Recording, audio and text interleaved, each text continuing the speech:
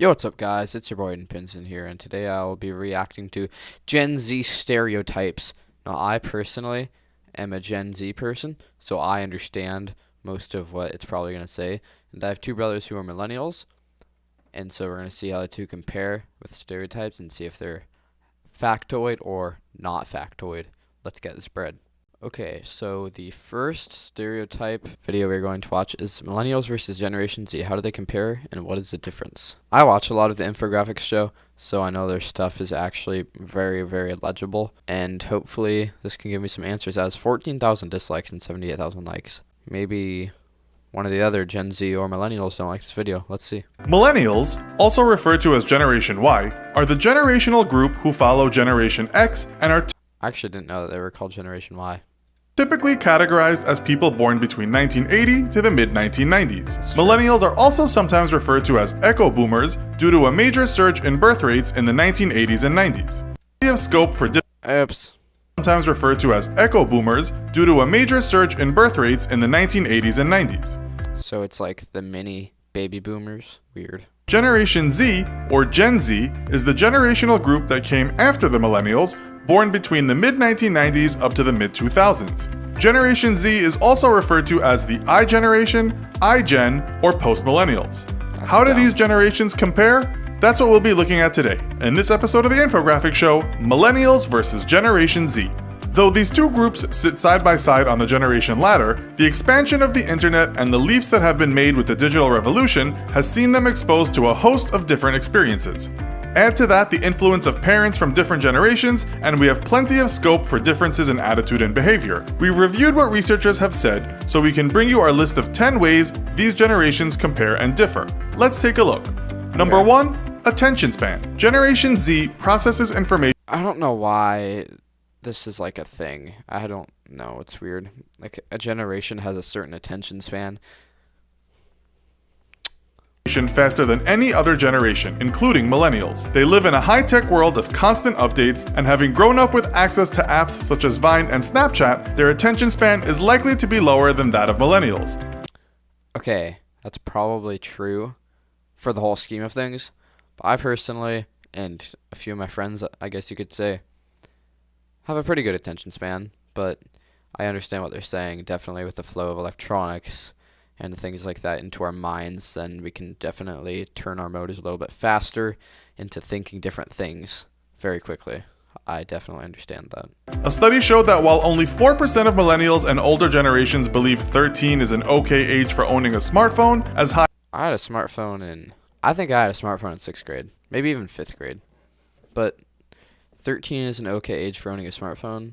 I think that's fine. I got one at 10. I don't even use my phone a lot personally, unless I'm super bored or have nothing to do, because I actually like to experience life, and that's what a lot of Gen Z is missing out on, I think, because of their phones, and I think that's just really sad and how they live their life like that, but I understand. High as 18% of Generation Z members think it is an okay age. Number 2, multitasking. A short attention span is not always a drawback, and what Generation Z lack in focus, they make up for in their multitasking capabilities. Generation Z can I can't multitask, except if I'm doing things at a different time, but like in between, like I'll play Fortnite and write a book project at the same time. Like I can do that, but I can't do the two of them at the exact same time. That's not how I work.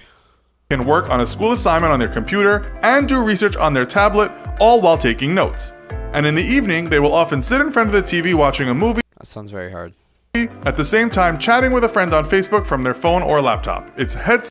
Okay, I do understand. I did write some of my book report as well while I was watching a movie, like how they said, kind of. So I do understand that. That makes sense, I guess. Spinning stuff. Number 3, independent versus collaborative. 71% of Generation Z say they live by the phrase, if you want it done right, then do it yourself. Generation Z tend to be more competitive It's kind of dumb. and will adopt a do-it-yourself mindset in personal or professional activities. And when it comes to workspaces, 69% of Generation Z would rather have their own workspace than share it with others, Okay, I agree. Some people are just whack, especially if you're in an office. I would not like to work with other people. I understand. whereas millennials would opt for a collaborative working environment where they can team up with their colleagues. Number 4, the digital pioneers. 40% of Generation Z say that reliable Wi-Fi is more important than reliable bathrooms. And according to Pew Research, only 14% of US adults had access to the internet in 1995, but by 2014, 87% had access.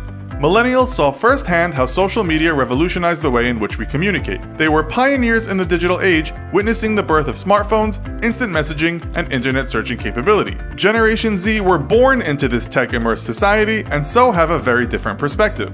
Number 5. Face-to-face or digital chat. All this technology and capability. Generation Z were born into this tech-immersed society and so have a very different perspective.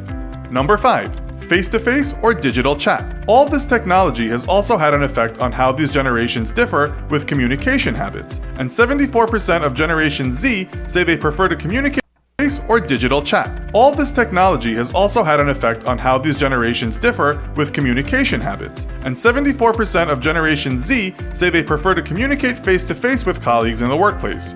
As we just mentioned, millennials pioneered many of Only 77%? That's kind of low, I think. the digital communication tools, which revolutionized how we do business. But with Generation Z preferring a more personal approach, maybe they are the ideal generation to strike the right balance between online and offline workplace communications. Number 6. Optimistic vision. A 2016 survey conducted by Lincoln Financial Group tells us that Generation Z are far more optimistic than the millennials. 50% of Generation Z say America is heading in the right direction versus 42% of millennials. Okay, I agree with the millennials there. I don't want to get into politics or anything. 64% of Gen Z have started researching or talking to others about their financial futures by age 13. And after they've started researching or talking to others, 2% of millennials. 64% of Gen Z have started researching or talking to others about their financial futures by age 13. What? Really? 13? I'm behind. And after they've started having those conversations, 95% of those making financial plans feel optimistic about their future in general.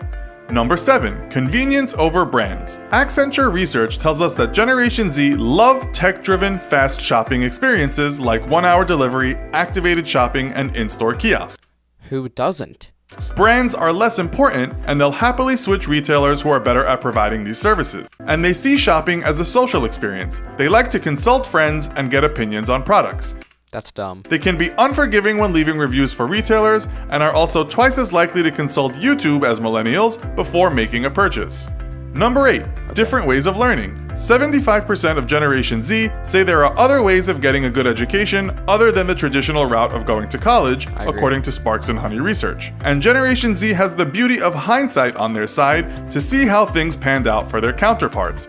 Many millennials now have large student debts and have been left questioning whether it was worth it, with 44% of recent college grads employed in jobs that do not require a degree. That kind of sucks. Number 9. Tolerance. Millennials tend to be more tolerant than Generation Z, as they have generally encountered more situations in life where things have the potential to go wrong. For Generation Z, it's all about getting the job done, and problems for them usually mean it's time to look elsewhere. As an example, if Generation Z experience a technical hitch when making an online purchase, it's unlikely they'll visit that store again, whereas I don't think that's accurate. That's not me personally. millennials will be more lenient and likely give the store a second chance. And finally, number 10. Social influencers are today's celebrities. Generation Z That's very true. There's no debating that. are more likely to be browsing YouTube than sitting in a movie theater. 63% of them say they prefer to see real people than celebs in their ads. So it's pretty obvious we've probably got a large percentage of Generation Z viewers here at the infographic show. But whether you're Gen Y or Gen Z, one thing is for sure, you need money. Do you have a job that you hate and want to start a side business for that hobby you've had since you were a kid? Wix can help you get started with a website. Maybe you also want to start a mailing list. This will probably only get 20 views, but you know, that's okay. So overall, that was me reacting to Gen Z stereotypes and thoughts. Hope you guys enjoyed on me sharing my thoughts about this opinion. I hope you guys enjoyed me sharing my thoughts on this topic, and hopefully you will come back for another video, and I will see you guys soon. Later, gamers. Catch that bread. Baby, shut the baby, shut